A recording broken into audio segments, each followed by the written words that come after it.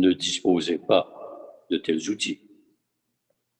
Pour que son œuvre se perpétue, dès le début, il appelle des collaborateurs, aujourd'hui des pêcheurs, des hommes ordinaires, sans autre formation que celle de leur métier. Il leur demande simplement de le suivre.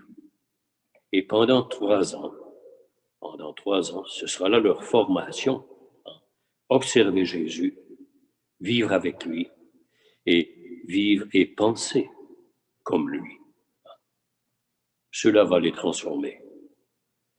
Ces hommes, très différents, si on examine de près la liste, très différents les uns des autres, Jésus les choisit en dépit de leurs différences. C'est une façon de dire que tous et toutes, quelle que soit notre préparation, ou notre tempérament, ou nos talents, nous pouvons le suivre.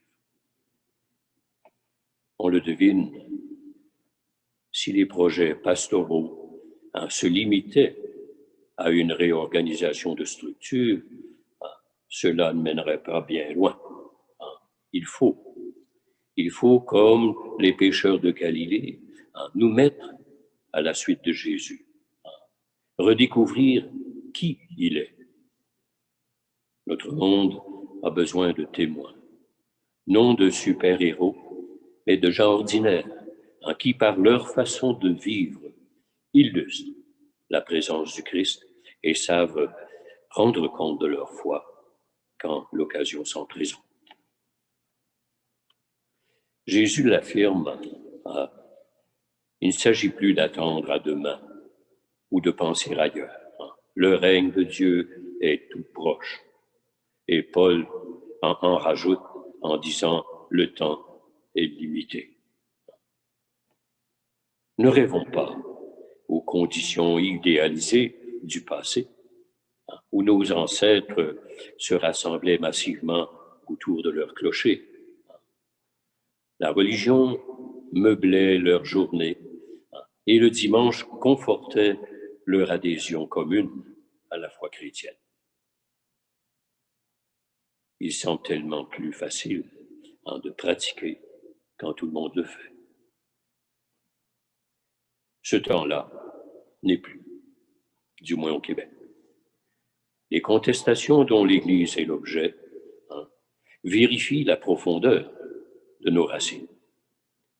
Pas facile de nager à contre-courant.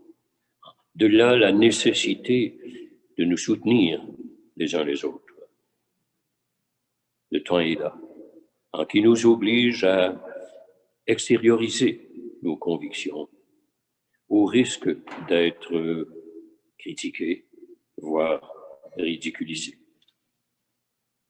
Frères et sœurs, nous sommes appelés à une conversion qui ressemble à celle de Jonas, c'est-à-dire porter sur le monde distant le regard patient du Seigneur et croire en l'avenir de son peuple, en l'avenir de son Église.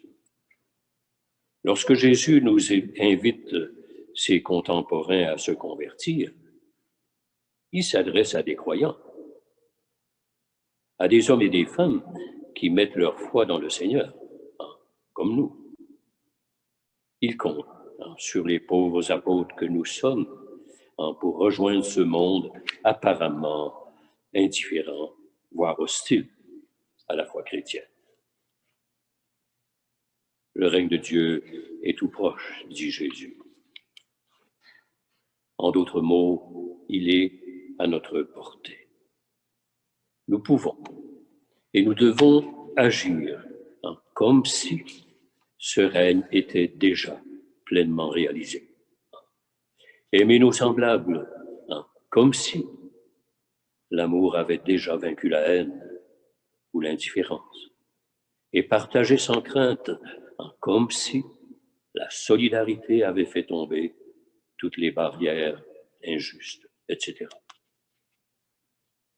La semaine de prière pour l'unité des chrétiens s'arrête aujourd'hui. Avec tous les chrétiens et chrétiennes, nous reconnaissons le scandale de nos divisions. L'unité se réalisera uniquement si nous vivons vraiment, si nous suivons vraiment celui en qui nous mettons notre foi.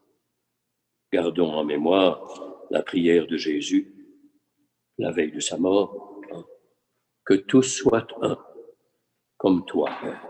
Tu es en moi et que je suis en toi. Qu'ils soient en nous, eux aussi, afin que le monde croie que tu m'as envoyé.